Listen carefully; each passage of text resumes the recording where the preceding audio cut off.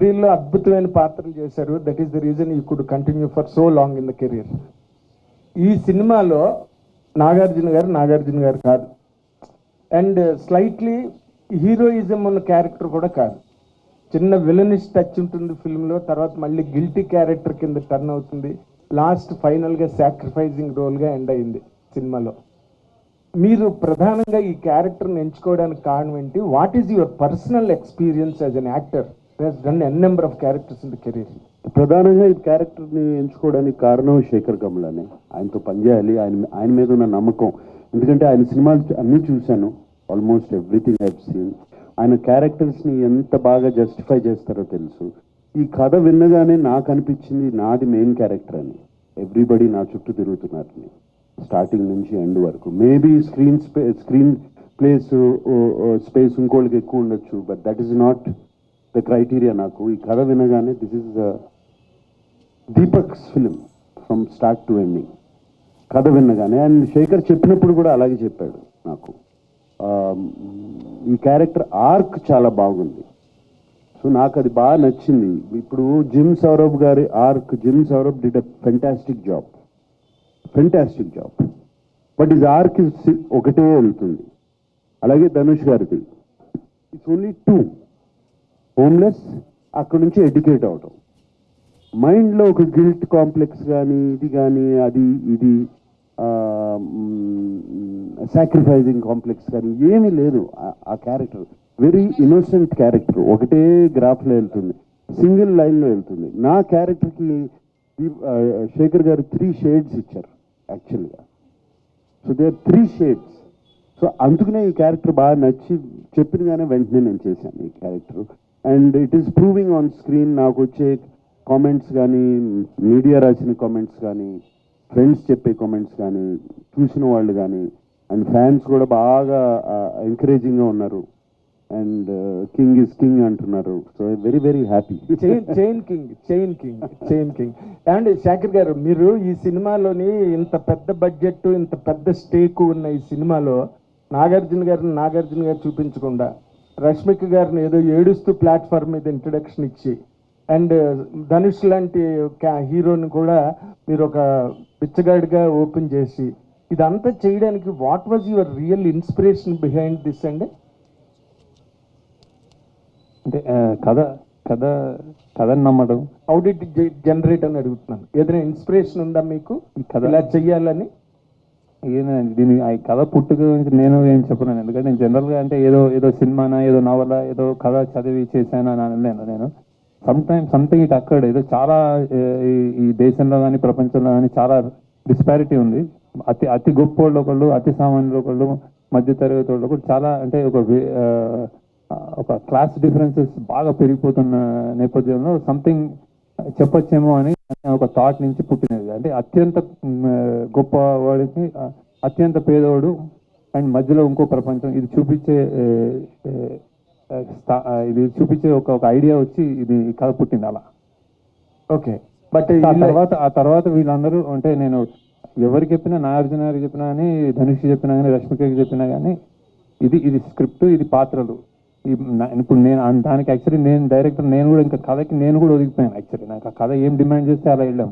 So అందుకే నేను చెప్తుంది షూటింగ్ కానీ, అందులో ప్రొడక్షన్ వాల్యూస్ కానీ, ఇది చాలా యూనిక్గా, చాలా డిఫరెంట్ ఎక్స్పీరియన్స్ ఎందుకు ఇస్తుందంటే ఆ కథ కావాల్సిందని చేస్తాం అండి, అంటే ప్రతి ఒక్కళ్ళు ఇంక్లూడింగ్ మీ. సో అందుకే ఈ రిజల్ట్ యాక్చువల్లీ. బట్ వీళ్ళు ముగ్గురు ఇమేజెస్ ని కూడా మార్చేసి మీ క్యారెక్టర్ గా తయారు చేసుకుని సినిమా ప్రెజెంట్ చేస్తున్నప్పుడు రిస్క్ అనిపించలేదా మీకు? నాగార్జున గారు చూపించట్లేదు, ఆయనగా చూపించట్లేదు. అదే అంటే అదే ఇమేజ్ అనేది, స్టార్స్ కి ఇమేజ్ అనేది అన్నమయ్య చేసినప్పుడు ఇదే క్వశ్చన్ నాగార్జున గారిని అడిగితే ఏం ఆన్సర్ చేస్తారు, అదే ఆన్సర్ అన్నమాట ఇప్పుడు బేసిక్ అదే. సో ఇమేజ్ అనేది పాత్ర నుంచి వస్తుంది. ఆ పాత్రని ఎలా మనం ప్లే చేసాము, దానికి ఎంత పబ్లిక్ ఎంత అభిమానంగా చూసుకున్నారు అన్న దాని మీద నాగార్జున గారు, అన్నమయ్య అలా. సో నాగార్జున గారు శివ. సో పాత్ర నుంచే సారడం పెరుగుతుంది, పుడుతుందని నా అభిప్రాయం. సార్ ఇప్పుడు తండే సినిమాతో చైతన్య కంటిన్యూ చేశారు, సక్సెస్. మీరు కంటిన్యూ చేశారు కుబేరా తోటి, నెక్స్ట్ లెనిన్తో కూడా. అంటే ఇది నాగనామ సంవత్సరం, అక్కినేని నామ సంవత్సరం అనుకోవచ్చేమో. నాగనామ సంవత్సరం, అక్కినేని నామ సంవత్సరం అనుకోవచ్చేమో. తండ్రితో సక్సెస్ తెలుగు సినిమా హిట్ నామ సంవత్సరం అనుకోండి. సూపర్. అయితే సార్ ఇందులో రష్మిక సాంగ్ ఒకటి తీసారు ఇందులో, చాలా బాగుంటుంది సాంగ్. అది రన్ టైం తగ్గించి ఆ సాంగ్ పెట్టచ్చు కదా. ఫస్ట్ ఆ సాంగ్ చాలా బాగుంది. అది పిప్పి పిప్పి డిమ్ డూమ్ అనే సాంగ్.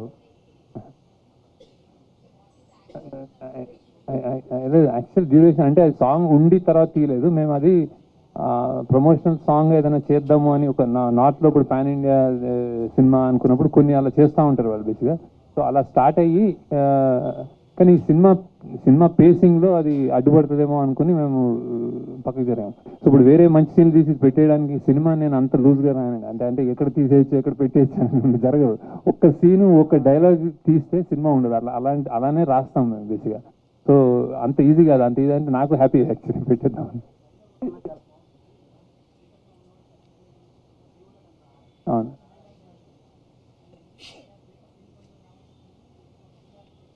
అవును అవును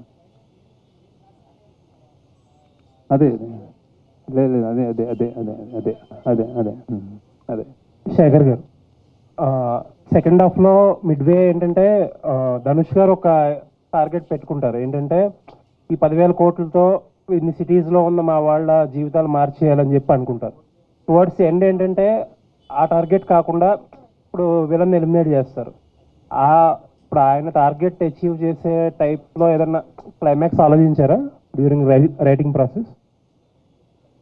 లేదండి. అంటే బేసిక్గా అతను అది దేవ పాయింట్ ఆఫ్ వ్యూలో అక్కడి నుంచి చెప్పిన కథ అది అక్కడికి. సో అతను రియాక్టివ్ మనిషి. అంటే సడన్గా అని నాకు అన్ని కావాలి చెన్నై మీ ఎంతమంది ఉన్నారని వెళ్తాడు బేసిక్గా. తర్వాత దానికంటే ఇంపార్టెంట్ నాకు ఆ అమ్మాయి బిడ్డ అనుకుంటాడు బేసిక్. సో మేము బతకడం ఇంపార్టెంట్ అన్నదానికి ఆ బతకనివ్వడేమో అన్న భయంతో అతన్ని ఎలిమినేట్ చేస్తాడు తప్ప ఈ డబ్బులంతా ఆల్రెడీ అంటే ఆల్మోస్ట్ వచ్చినట్టే. అది బేసిక్గా ఆ గోల్ కంటే ఇతను మమ్మల్ని బతకనివ్వడేమో అన్నది అతని. సునీల్ సార్, రిలీజ్ ముందు చాలా టెన్షన్గా ఉన్నారు. ఎందుకంటే మీరు ఎగ్జిబిటర్గా, డిస్ట్రిబ్యూటర్గా, ఇప్పుడు ప్రొడ్యూసర్గా కూడా రిలీజ్ ముందు చాలా ప్రెషర్లో ఉన్నారు. ఇప్పుడు థియేటర్స్ పరిస్థితి అది కూడా చాలా బాగాలేదు లాస్ట్ 1 month 2 months. ఏంటి ఇప్పుడేమనిపిస్తుంది ఆ నర్వస్ నుంచి? ఇప్పుడు మాకు కానీ ఈసారి కొంచెం లాంగ్ ఉంది. 2-3 months నుంచి ఏ సినిమా ఆడలేదు. ఈ సినిమా వెరీ హ్యాపీ అందరికి. నేను టెన్షన్లో లేను, ప్రెషర్లో. ఆ సెన్సార్ టెన్షన్, పని టెన్షన్లో ఉంటే వేరే టెన్షన్ ఏం లేదు. యూజువల్లీ నేను టెన్షన్ ఇస్తాను, తీసుకోను. ప్రాబ్లం ఇప్పుడు ప్రాబ్లం అయింది ఈ వర్క్ టెన్షన్. నేను సెన్సార్ అవ్వాలి, సార్ హెల్ప్ చేశారు. సార్ హెల్ప్ చేయలేదంటే నాగార్జున సార్ ఈరోజు పిక్చర్ ఈ టైంకి అయ్యేది కాదు. 100% సార్ హెల్ప్ చేశారు నాకు. సార్, అందరూ మాట్లాడుకుంటున్న ఒక మాట, ఈ టికెట్స్ గురించి, జనాలు థియేటర్కి తీసుకురావడం గురించి చాలా ఓకల్గా మాట్లాడారు మీరు. బట్ లాస్ట్ మినిట్లో టికెట్ ప్రైస్ ఇంక్రీజ్ చేయాల్సి వచ్చింది. ఆంధ్రాలో 75 రూపీస్, 75 రూపీస్ చేయలేదు, 25-50 చేసాం. అక్కడ మరే తక్కువ ఉన్నాయి కొన్ని. ఓకే, మరే 100 రూపీస్ ఉంటే 150 రూపీస్ ఉంటే 175 చేశారు అంతే. 25 రూపీస్ మాక్సిమం చేశారు. ఎక్కడ టికెట్ ప్రైస్ 75 రూపీస్. ఇంక జియో అట్లా తీసుకున్నారు అప్ టు 75 రూపీస్ అని. ఎందుకంటే మేము అక్కడ అమ్ముతాం సినిమా. అమ్మితే డిస్ట్రిబ్యూటర్ ఏమంటాడు, అసలు కనీసం రేట్స్ లేవు, మేము ఎందుకు ఇవ్వాలి ఈ రేట్ అంటే దానికోసం తీసుకున్నాను. ఇక్కడ హైదరాబాద్లో ఏం పెట్టాం చూడండి, మల్టీప్లెక్స్లో 200, కొన్ని చోట్ల 250, కొన్ని single theatres 175, 150, B class, C class 100 rupees, 110. ఎక్కడ పెంచలేదు చూడండి మీరు. బాగా రీజనబుల్ గా పెట్టాం. ఓకే, అది నాకు సార్ క్వశ్చన్ ఏం లేదు, జస్ట్ దట్ ఏంటంటే మీలాంటి ఒక పెద్ద హీరో, చాలా వల్నరబుల్ క్యారెక్టర్, కొట్టించుకున్నారు, తిట్టించుకున్నారు, లాస్ట్గా సాక్రిఫైస్ కూడా చేయాల్సి వచ్చింది. అంటే ఎటువంటి క్యాలిక్యులేషన్స్ ఏమీ లేకుండా. ఎవరు కొట్టలేదు అనుకుంటా. ఓకే, ధనుష్ గారు ధనుష్ వెనకాల. సో దేనికి కూడా వితౌట్ ఎనీ క్యాలిక్యులేషన్స్ చాలా. ఇప్పుడు చాలా మంది అంటారు కదా, ఏజ్ అప్రోప్రియేట్ రోల్స్, లేకపోతే డిఫరెంట్ రోల్స్ అన్ని అంటారు కదా. You have done it everything actually. ఈ షిఫ్ట్ చాలా ఫ్రెష్గా ఉంది. హోప్ఫుల్లీ ఇంకా చాలా మంచి రోల్స్ వచ్చి మంచి రోల్స్తో కంటిన్యూ చేస్తారని వీఆర్ విషింగ్ సార్. ఎస్ నాకు ఇది ఒక ఈ షిఫ్ట్ కూడా నాకు ఇన్స్పిరేషన్ ఇచ్చింది. నాట్ దట్ నేను ఇటువంటి రోల్స్ చేద్దామని కాదు, బట్ చూస్తారు, చేస్తే ఫ్రెష్ రోల్స్ చేస్తే audience is ready to receive it's the right role అనే ఒక కాన్ఫిడెన్స్ బాగా వచ్చింది. సో ఎటువంటి రోల్ అన్నా చేయొచ్చు అని. Looking forward sir. Yes, congrats. Thank you.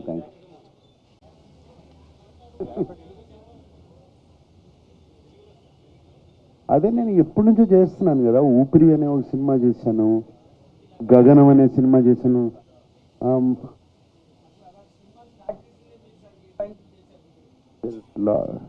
Lot of films బాగా క్యారెక్టర్గా అంతమంది సినిమా చేశాను నేను. పెద్ద క్యారెక్టర్ గ్రే షేడ్స్ అనేది కాదు, క్యారెక్టర్ జనాన్ని యాక్సెప్ట్ చేస్తే ఏ షేడ్ అయినా కూడా పర్వాలేదు. That is important. శేఖర్ గారు సార్, ఇప్పుడు మామూలుగా ఎడిట్ అంతా అయిపోయి అన్ని చూసుకున్నాకనే 3 గంటల 14 నిమిషాలు వస్తాయి. ఒరిజినల్గా ఎంత కంటెంట్ వచ్చింది సార్?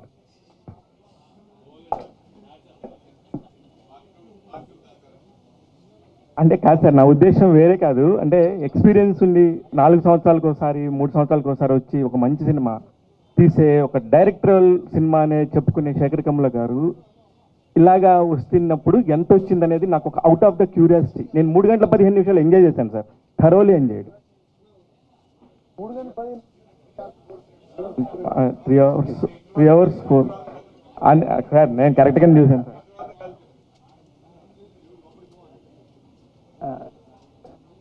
యా యా చాలా. అంటే జనరల్గా నేను అంటే ఎక్కువ సాంగ్ మోంటాజెస్, సాంగ్స్కి బాగా లెంత్ పెట్టి అలా తీస్తాను. బేసిక్గా కథగా వేరే వేరే సీన్లు, అడిషనల్ సీన్స్ చాలా తీసేయడం అలా ఉండదు. జనరల్గా లెంత్ నా జనరల్గా పాటల వల్ల ఉంటుంది అనమాట. ఇందులో కూడా అంతే బేసిక్గా. ఇది ఒక ఇది ఎడిట్ చాయిసెస్లో fast paced thriller at emotional అని, అంటే మెల్లగా వాళ్ళ ఎమోషన్స్ చూపించాలని. సో అక్కడ మనం బ్యాలెన్స్ చేసుకుంటూ వెళ్ళాం. సో ఇంకొక అరగంట ఉండిందండి బ్యాలెన్స్. నాగార్జున గారు ఫుల్ గ్లామరస్గా కలర్ఫుల్ నాగార్జున గారు ఉంటే అనుకునే టైంలో ఇంటర్వెల్ దాకా చూసినాక అసలు నాగార్జున గారికి అసలు క్యారెక్టర్ చేసే అవసరమే వచ్చింది అని అనుకుని సెకండ్ హాఫ్ చూసినాక అమ్మయ్య ఓకే అందుకు చేస్తుంటారేమో అనిపించింది. ఇది నాకున్న ఒపీనియన్. మీకు అలాంటి ఫోన్లు ఏమైనా వచ్చాయా? లేదు, ఎక్కడి నుంచి రాలేదు. యాక్చువల్లీ చాలా మంది చాలా బాగున్నాను అన్నారు సార్. డెఫినెట్గా బాగుంది సార్. నేను అన్నది పాయింట్ కూడా నేను అదే సార్. నేను అన్నది నేను బాగలేదని లేదు. నేను అంటే ఆయన రేంజ్ ఆఫ్ దానికి ఇప్పుడు మీరు సాక్రిఫైస్ చేస్తుంటారు. మీకు ఒక పక్కన పెయిన్ ఉంది, ఆ క్యారెక్టర్లో కనబడుతుంది. అది అవసరమా ఆయనకి అనే ఒక పెయిన్ ఉండిందండి. నేను అంటే మరి క్యారెక్టర్ ఒప్పుకున్నప్పుడు చేయాలి కదా. అది ఒప్పుకునే కదా చేసింది. ఒక డిఫరెంట్ క్యారెక్టర్ వచ్చిందని అవసరమా లేదా అనేది ఇక అది ఏమని చెప్పను. అవసరమా అని అన్నీ అవసరమే. మాకు యాక్టర్లకి క్యారెక్టర్స్ చేయడం చాలా ఇంపార్టెంట్. శేఖర్ గారు sir first congrats sir. Thank you. Biggest block buster కొట్టారు. థ్యాంక్ యూ అండి. Thank you sir. అంటే ఈ సినిమాలో ఈ ఆయిల్ నిక్షేపాలు దొరకడం అనేది సినిమాలో మెయిన్ పాయింట్. రీసెంట్ టైమ్స్ లో కూడా ఇండియాలో యాదృచ్ఛికంగా అరేబియా మహాసముద్రంలో ఆయిల్ నిక్షేపాలు దొరికినాయి అంటారు. సో దానికి అంటే మీరు చాలా అడ్వాన్స్డ్గా ఆలోచించి కథను తయారు చేసి ఉంటారు. బట్ ఇప్పుడు ఆ ప్రాసెస్ జరుగుతుంది ఇండియాలో. సో దానివల్ల ఇండియా ఆర్థిక వ్యవస్థ మొత్తం మారిపోయి చమురు మనం విదేశాల నుండి చమురు దిగుమతి చేసుకోవాల్సిన అవసరం లేకుండా పోయింది. సో ఈ పాయింట్కి మీకు అసలు ఎలా అనిపిస్తుంది ఇప్పుడు అలా జరగటం?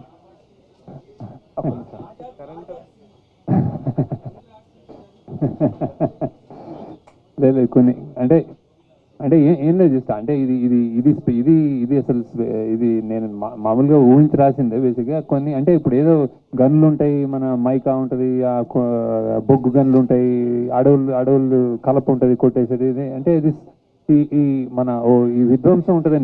ఇండియన్ రిసోర్సెస్ని విధ్వంసం చేయడానికి కొంచెం ఐదర్ అది డెవలప్మెంట్ అనొచ్చు, విధ్వంసం అనొచ్చు. అట్లా నుంచి ఒక వచ్చిన పాయింట్ అది బేసిక్గా. సో ఆయిల్ సముద్రాల్లో దొరుకుతుంది అనేది అది మామూలుగా అనుకునే రాశాను. అంటే అది ఒక గొప్ప మంచి పాయింట్ అనిపించింది అది.